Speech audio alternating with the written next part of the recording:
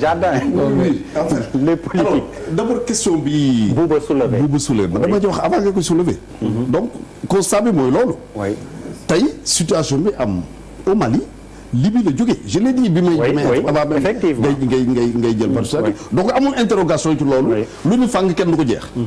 maintenant sànni xaw na ko brosse tuuti loolu mu ngi ni fàng gis nañ ko maintenant man damay jël ci question bi nga posé parce que apparemment li nga soulevé yow. ak question ak réponse yi ñu apporté ñu bokkul. c'est vrai que c'est bien ñu def l'historique de la crise et tout ça c'est bien mais yow li nga jëloon laaj mooy. naka la ñu def ba mucc ci loolu. oui est-ce que j'ai bien compris. est-ce que daañu mucc. est-ce que daañu ci mucc. mën nañ ko ak naka la ñuy def. oui bon peut-être bien. alors donc ci question boobu man jàpp naa ni li am noonu c'est vrai def na histoire xam nañ ne noonu la demee. solution yi jàpp ni mën na nekk solution aussi également parce que kenn mënu ko nii am na loo nga xam ni yàlla aar nañu ci ñun. mais un exemple. crise bi am en Casamance c'est depuis combien d'années plusieurs décennies mais mosu leen dégg ñu ni ethnie bii la contre ethnie bii mosul am du wolof contre Joola du Bambara contre ainsi de suite mosul am et dans d'autres pays crise yi fay am ay crise ethnique lay doon waaso bi mooy dem attaque ci waaso boobu cela veut dire que non seulement yàlla dimbali leen ci mais je reviens à ce que je disais les pères de l'indépendance ñi nga xam ni ñoo sos suñu république bi liggéey nañ ci macha allah liggéey boo nga xam ñun suñu devoir tey mooy jéem a aar loolu ba mu bañ a yàqu loolu muy benn ñaareel ba cousinage boobu ñuy wax c'est important parce que moo tax ba tey yow boo jugoon dugg ci benn famille dooni kër ay joolaa lay dugg dooni kër séeréer ngay dugg dooni kër tukulóor ngay dugg parce que boo duggee ñun ñëpp fa nga koy fekk mieux même boo ko jëlee s'il vous plaît on vous laisse pas quand même continuer comme ça. mais laissez-moi terminer non fii jàkkaarloo la nag. c'est nous qui dictons les lois ici. ci jàkkaarloo la bokk. léegi monsieur le ministre may ko objection. objection am na ci waxtaan. léegi objection. objection dafa am ci waxtaan. karkarloo bi moom. am na ko nañu wax lu mu d'accord. on n'est pas à l'université. Malal déedéet Malal loo d'accordul ak nga ni seen koñ lu fa xew. ay ca kañ objection bi. booy dugg benn kër da nga naan maa ngi dugg kër Njaago yi abal ma. am na seen koñ. mais non mais waxin la. c'est-à-dire il ne faut pas. c'est pas au premier degré qu'il faut prendre ça tamit Malal. non Malal je suis désolé li ngay wax. dëgg la mais c'est pas au premier degré qu'il faut. c'est même gentiment qu'on le dit. si on dit même si. récemment on a dit tukulóor bi. non je suis désolé Charles c'est pas de l'hypocrisie. mais je crois que. dugal kër Joola yi abal ma fa lii dugal kër séeréer bi abal ma fa. Malal man je pense que lii monsieur le ministre doon wax ca ñu dagg ko dafa am solo xam nga lu tax. d'accord na nga may ma tuuti rek. am na ci loo xam ne c'est pas méchant. parce que da ngay dégg sama naar bi sama pël bi. la possession amoon na bi non boo ko eggalee foofu. mais exactement li mu wax ni c'est important parce que sànq mi ngi expliquer gis nga boo demee au Rwanda. avant même le génocide les Hutus et les Tutsis parlent la même langue. Ils sont dans la même ère culturelle ñoo bokk fu ñu dëkk. ñoo bokk lu ñu làkk. colonisateur bi moo ñëw séparer leen boo demee à l'époque au Rwanda dans les examens il y a des quotas ethniques dañ naan Hutu yi dinañ am nangam %. Tutsi yi dinañ am nangam %. boo demee à l'hôpital il y a des ordres yoo xam ne dañ naan kii mooy jëkk jàll kii moo ci tegu yàlla dimbali nañ ci loolu xam nga lu tax. parce que après le Tekruur dans cette vallée di nga dëkk yow. le Niamandourou dans la vallée du fleuve Sénégal. il y a eu la cohabitation des Halpulaar des Mandeng des Wolof des Sérères ñoom ñëpp. le professeur Cheikh Anta Diop dit que quand l'islam est arrivé am na ñoo xam ne bëgguñu woon tuub. moo leen wàcciloo c'est les Sérères noonu dans la région de Thiès. il y a eu les Mandeng boo demee à Ndande dans le département de Kébémer il y a un puits qui s'appelle le Kalom qui est à même le sol. qui vient de Kolomba c'est-à-dire un grand puits. en Mandeng. ñoom ñëpp dañ fa essaimé jaar fa mais ce brassage là c'est une réalité ce brassage là c'est une vérité loolu bokk na ci li nga xam ni dëgëral na Sénégal mais il faut le préserver. alors professeur ñu dellu ci monsieur le ministre comme Malal def na objection ne koñam. c'est-à-dire que moi je suis pas dans des détails. kenn mënuma citer au Sénégal.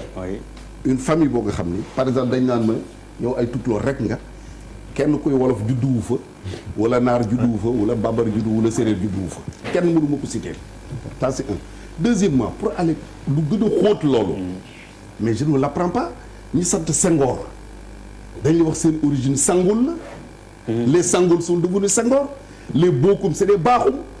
bu ñu nekkee fële nekk Bokum c'est des Toucouleur. bu ñu ñëwee fi nekk c'est des Bakhoum. oui donc loolu dafa nekk lu fondamental dans notre pays te encore une fois bokk na ci li nga xam ni am na lu bëri luy xew dans d'autres pays yàlla mën nañu ci musal à cause de ça. doyul encore une fois je le dis. je pointe du doigt l'irresponsabilité. parce que contrairement ak je pense booba ma wax tout à l'heure ni benn nit bu bind non du benn nit bu bind. benn nit bu bind. waaw ci réseaux sociaux yi. ci réseaux sociaux je pense que loolu. non. waaw quelqu'un la dégg de façon. man maa waxoon ni. waaw waaw d'accord. moom dafa ni gis nañu bind loolu. du ma waxuma loolu. non dafa ma jaawal dafa guddi quoi dama ne burul yow je m'excuse dama ne man maa wax sànq. waaw ci sama première intervention. exactement. ni ay nit doon nañ bind ni diw ak diw ak diw ministre la ñu Thiès la ñu. parce que. oui dootul ne diw ak diw. tout récemment tous les jours da ngay gis ñu ne diw nommé nañ ko diw ñëw na parce que dafa bokk ci ethnie sangam. loolu laa tudd l'irresponsabilité bi nga xam ne ñun moo tax tey ñu wax lu mel noonu te loolu wax ko bokkul ci luy sàmm stabilité bi nga xam moom lañ am. maintenant il faut aller vers des solutions. benn ci solution yi. oui au niveau national en tout cas. mooy ni ñuy amee courage nit ki bu defee dara sur quelque plan que ce soit. ñu attaqué ko xeex ko weeje ko. ku tenir discours bu mel noonu. di wax affaire ethnie di wax affaire religion ainsi de suite di ko cadrer même au plan politique. que ñu am courage dénoncer ko combattre ko. ça c'est au niveau national. maintenant au niveau international. bu leen fàtte ni tey réew yooyu ñu cité fii les 5 pays. ba ñu defar seen i yëf conducteurs ñun dañu ci beddi woon. ñun Sénégal dañu sànni fële. comme si ñu on était des. voilà bugguma ko qualifier dañu ci beddi sànni fële. bref mais du tax ñu toog croiser les bras ni su ñoo nekk ci. am na ku wax je t'explique la encore que ñun ni ñuy waxee ak ci tubaab yi nos chefs d'État du ñu waxee noonu. c'est vrai man am naa chance su fekkee ay réunion assemblée générale des Nations Unies ou bien de l'Union africaine.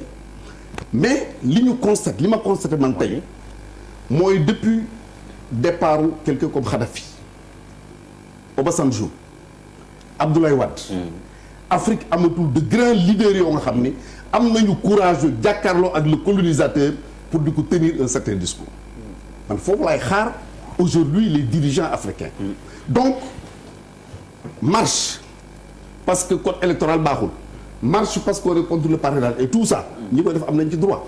mais de mon point de vue tey marche pour exiger de nos dirigeants le président de la République en tête que mu jël ce combat là que nous devons mener pour sauver le Mali. à mon avis initiative boobu moo am solo quand on a parlé de la faiblesse de l'État. non pas de l'État de la société civile. pas de la société civile.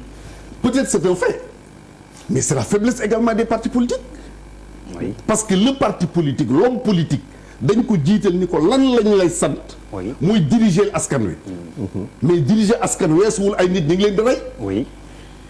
ban parti ngeen dégg mu jóg def ci benn acte même pas un communiqué. ça n'intéresse personne. donc c'est le lieu aujourd'hui Malal yéen ñi fi dàq dem place Obélisque dem leen ñu ñëw fekk en tout cas moi je m'engage. bu ngeen wootee bu ngeen jar na un combat dans la rue. mais vraiment pour amener. mais monsieur le ministre man benn virgule rek. si li nga doon très rapidement parce que dafa am loo xam ne aussi. mënuñu ko bañ a constater non mënuñu ko bañ a constater quand même ci ay élections présidentielles lañ jógee.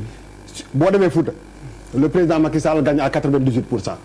kenn mënu ko dindi. c'est parce que non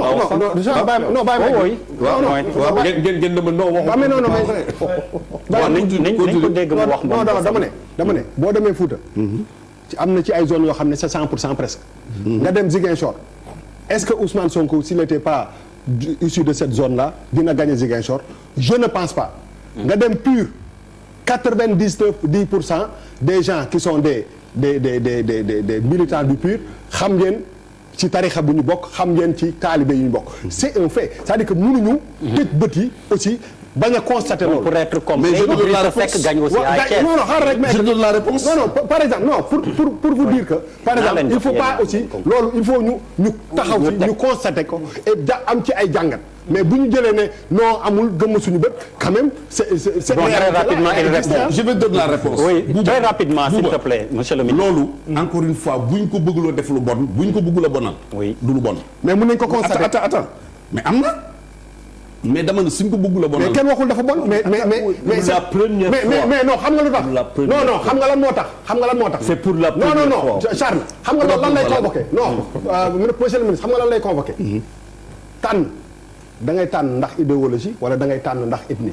parce que soo convoqué wu réflexion boobu c'est parce que da nga gëm ci bët ci benn affaire. mais pas forcément ethnie mais non dama ne boo demee Fouta président Macky Sall gagné 98% nga dem Ziguinchor Ousmane Sonko bi commencé 9 mois xaw ma 1 an gagné Ziguinchor nga dem Thiès nga dem Touba. Idrissa Seck gagné Touba nga dem Pur nga xool militants yi fa nekk.